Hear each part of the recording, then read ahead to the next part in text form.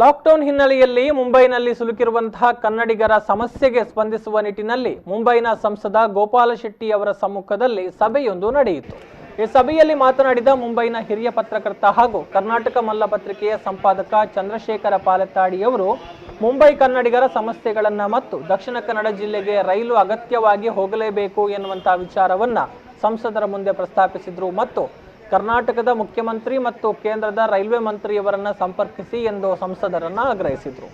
ಇನ್ನು ಪಾಲೆತ್ತಾಡಿ ಅವರ ಪ್ರಶ್ನೆಗಳನ್ನು ಶಾಂತವಾಗಿ ಆಲಿಸಿದಂತಹ ಸಂಸದ ಗೋಪಾಲ ಶೆಟ್ಟಿ ಅವರು ಕೂಡಲೇ ಕರ್ನಾಟಕ ಬಿಜೆಪಿ ರಾಜ್ಯಾಧ್ಯಕ್ಷ ನಳಿನ್ ಕುಮಾರ್ ಕಟೀಲು ಅವರಿಗೆ ಮತ್ತು ಅವಿಭಜಿತ ಜಿಲ್ಲೆಯ ಶಾಸಕರಿಗೆ ದೂರವಾಣಿ ಮೂಲಕ ಕರೆ ಮಾಡೋದಕ್ಕೆ ಪ್ರಯತ್ನಿಸಿದರು. ಆದರೆ ಅನೇಕರು ಕರೆಗೆ ಅಲಭ್ಯರಾದ ಕಾರಣ ದಕ್ಷಿಣ ಕನ್ನಡದ ಉಸ್ತುವಾರಿ ಸಚಿವ ಕೋಟ ಶ್ರೀನಿವಾಸ ಪೂಜಾರಿ ಮತ್ತು ಕಾರ್ಕಳ ಶಾಸಕ ಸುನಿಲ್ ಕುಮಾರ್ ಅವರು ಸಂಸದ ಗೋಪಾಲ್ ಶೆಟ್ಟಿ ಅವರ ಕರೆಗೆ ಸ್ಪಂದಿಸಿದರು.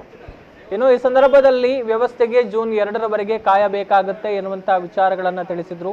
ಇನ್ನು ಮುಂಬೈನಲ್ಲಿರುವಂತಹ ಕನ್ನಡಿಗರ ಪರವಾಗಿ ಧ್ವನಿಯಾಗಿರುವಂತಹ ಪತ್ರಕರ್ತ ಚಂದ್ರಶೇಖರ ಪಾಲೆತ್ತಾಡಿ ಅವರ ಪ್ರಯತ್ನ ಈಗ ವ್ಯಾಪಕ ಮೆಚ್ಚುಗೆಗೆ ಪಾತ್ರವಾಗಿದೆ.